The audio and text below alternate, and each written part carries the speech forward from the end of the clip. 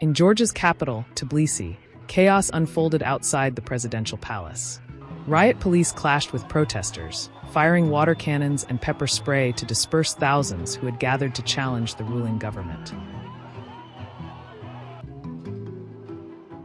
According to officials, at least 21 security personnel and 6 protesters were injured in the confrontation, a violent peak in Georgia's deepening political crisis. Prime Minister Irakli Kobakhidze accused demonstrators of trying to overthrow the constitutional order, calling the rally a failed coup attempt. He went further, directly blaming the European Union, and especially EU Ambassador Paweł Herczynski, of meddling in Georgia's internal affairs.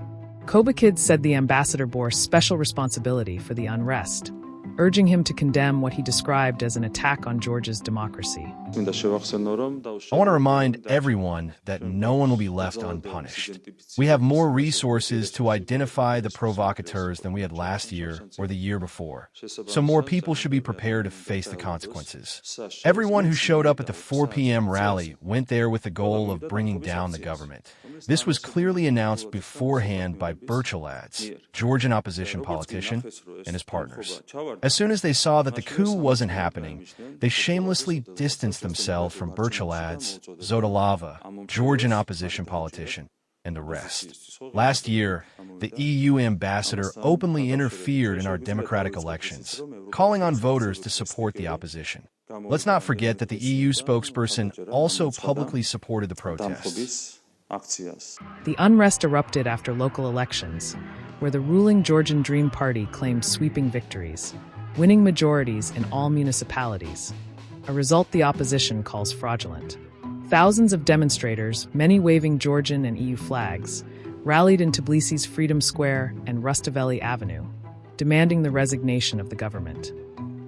One of the main reasons why we've gathered here today is because we want to see that we're not alone in this, and we're trying to fight. Well, now it's been a year, almost a year of non-stop protest every day. We are protesting this government going against the will and interest of Georgian people. So that's been the protest for like more than 300 years already. People are tired, but people are still hopeful. Some people hope that the change will actually happen today.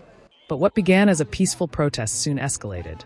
Streets were blocked, fires lit, and police lines breached near the presidential palace.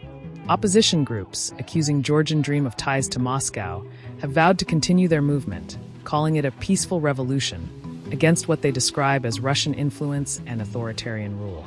President Salome Zurabishvili, seen as pro-Western, has also accused the government of election rigging, calling it a robbery of votes, and even a Russian special operation.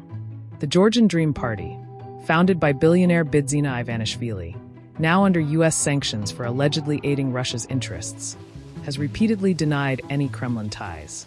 In a recent opinion piece for Euronews, Prime Minister Kobakhidze reaffirmed Georgia's European, peaceful, and principled path toward EU membership, calling it steady and irreversible. As tensions mount, Georgia stands divided between its European aspirations and accusations of Russian influence. The government calls it stability, the opposition calls it suppression. With arrests mounting and accusations flying between Tbilisi and Brussels, the question remains: is Georgia's democracy under threat, or is it fighting to defend one?